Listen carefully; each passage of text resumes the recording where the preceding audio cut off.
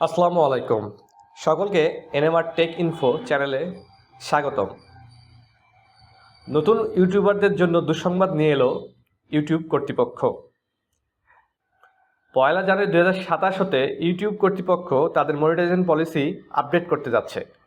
বর্তমানে ইউটিউবে মনিটাইজেশন পেতে চ্যানেলে 1000 সাবস্ক্রাইবার এবং লাস্ট 1 বছরে 4000 ওয়াচ টাইম অথবা লাস্ট 3 মাসে 1 কোটি শর্ট ভিডিও ভিউজ লাগে।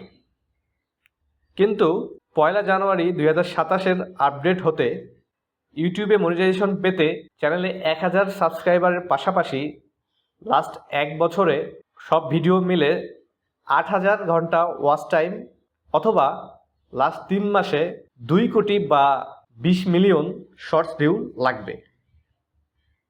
ফলে নতুনদের জন্য এই রিকোয়ারমেন্টটা ফিল আপ করা একটু কঠিন হয়ে যাবে। কিন্তু হতাশ হওয়ার কিছু নেই।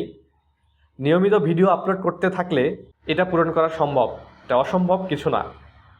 তাই এসবে ফোকাস না করে আপনার ভিডিও বানানো এবং কোয়ালিটিফুল কন্টেন্ট বানানোতে ফোকাস দেওয়া উচিত।